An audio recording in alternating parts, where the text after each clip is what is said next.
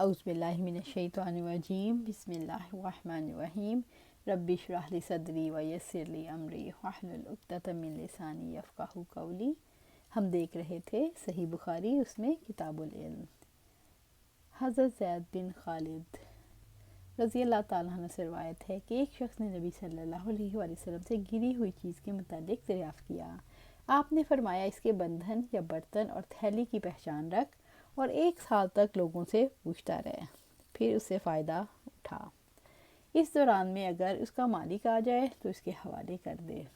پھر اس شخص نے پوچھا کہ گمشدہ اونٹ کا کیا حکم ہے؟ یہ سن کر آپ اس قدر غصے ہوئے کہ آپ کے رخسار مبارک سرخ ہو گئے یا آپ کا چہرہ مبارک سرخ ہو گیا۔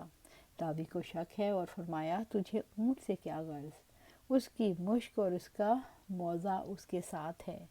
جب پانی پر پہنچے گا پانی پی لے گا اور درخت سے چر لے گا، اسے چھوڑ دے یہاں تک کہ اس کا مالک اسے ڈھونڈ لے۔ پھر اس شخص نے کہا اچھا گمشدہ بکری؟ آپ نے فرمایا وہ تمہاری یا تمہارے بھائی مالک کی یا بھیڑیے کی ہے۔ اونٹ کے متعلق سوال کرنا ہی فضول اور بے محل تھا، کیونکہ محفوظ کر لینے کا مقصد مال کو ضائع ہونے سے بچانا ہے، لیکن اونٹ کا ضیاع کا اندیشہ نہیں کہ اسے حفاظت کے لیے پکڑا جائے۔ اونٹ بھوک، پیاس اور تھکن کی وجہ سے تو مر نہیں سکتا، اس کے ساتھ مشکیزہ ہے، کئی دن تک بغیر پانی پیے گزارا کر سکتا ہے۔ اللہ تعالیٰ نے اس کی گردن اتنی اونچی بنائی ہے کہ اونچے درخت کے پتے بھی کھا سکتا ہے۔ اسے چلنے میں تھکن نہیں ہوتی کیونکہ اس کے پاؤں میں جوتا ہے۔ طاقتور اتنا ہے کہ کسی جانور کا لقمہ نہیں بن سکتا۔ ایسے حالات میں اسے پکڑنے کا کیا فائدہ؟ اگر سائل نے تدبر سے کام لیا ہوتا تو اس کے متعلق سوال نہ کرتا، اس لیے کہ اس کا مالک اسے ڈھونڈتے ہوئے خود اس تک پہنچ جائے گا۔ ابو موسیٰ اشعری سے روایت ہے رضی اللہ تعالیٰ عنہ سے، انہوں نے فرمایا صلی اللہ علیہ وآلہ وسلم سے ایسی چند باتیں پوچھی گئیں جو آپ کے مزاج کے خلاف تھیں۔ جب اس قسم کے سوالات کی آپ کے سامنے تکرار کی گئی تو آپ کو غصہ آ گیا۔ پھر لوگوں نے فرمایا اچھا جو چاہو مجھ سے پوچھو۔ اس پر ایک شخص نے عرض کیا میرا باپ کون ہے؟ آپ نے فرمایا تیرا باپ حذافہ ہے۔ پھر دوسرے شخص نے کھڑے ہو کر کہا یا رسول اللہ میرا باپ کون ہے؟ آپ نے فرمایا تیرا باپ سالم ہے جو شیبہ کا غلام ہے۔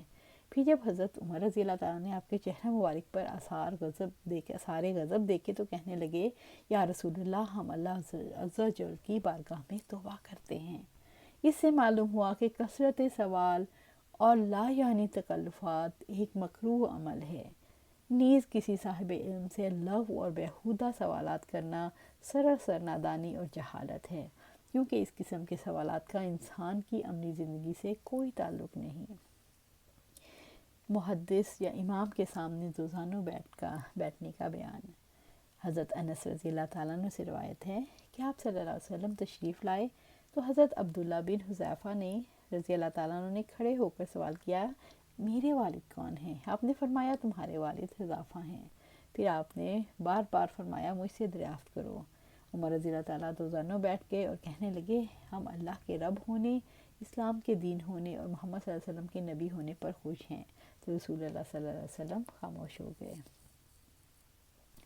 حضرت عبداللہ بن حذیفہ رضی اللہ تعالیٰ عنہ کو بعض لوگ کسی اور کا بیٹا کہا کرتے تھے، اس لیے انہوں نے تسلی کے لیے رسول اللہ صلی اللہ علیہ وسلم سے سوال کیا تو آپ صلی اللہ علیہ وسلم نے حقیقت حال کی وضاحت فرما دی۔ اس طرح مجلس میں بہت سے بیتوکے سوالات ہوئے جن سے رسول اللہ صلی اللہ علیہ وسلم کا غصہ بڑھنا شروع ہو گیا۔ خوب سمجھانے کے لیے ایک بات کو 3 مرتبہ دہرانا۔ آپ نے فرمایا آگاہ رہو اور جھوٹ بولنا۔ ان کلمات کو بار بار دہراتے رہے۔ ابن عمر رضی اللہ تعالیٰ عنہ کو بیان ہے کہ آپ صلی اللہ علیہ وسلم نے 3 مرتبہ فرمایا کیا میں نے فریضہ تبلیغ ادا کر دیا؟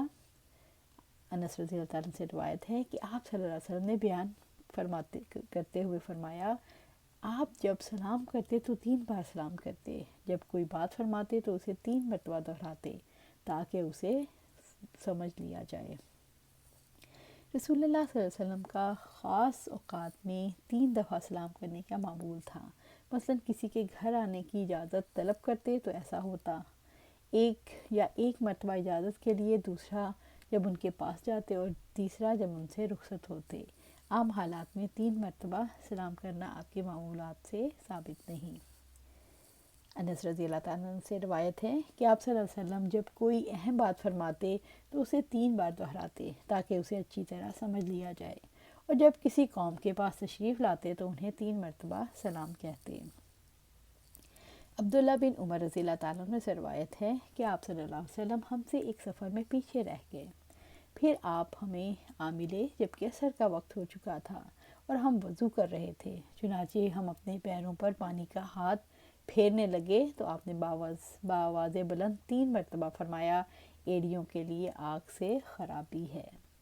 بوقت وضو ایڑیوں کے خوش رہ جانے کو رسول اللہ صلی اللہ علیہ وسلم نے اتنی اہمیت دی کہ ان کے متعلق وعید کو 3 مرتبہ دہرایا۔ اس سے ثابت ہوا کہ کسی اہم بات کو کئی دفعہ دہرانے میں کوئی حرج نہیں۔ اللہ سبحانہ تعالیٰ سے دعا ہے کہ ہم اپنی زندگیاں قرآن و سنت کے مطابق گزاریں اور اللہ سبحانہ تعالیٰ ہمیں اس پر استقامت دے۔ آمین یا رب۔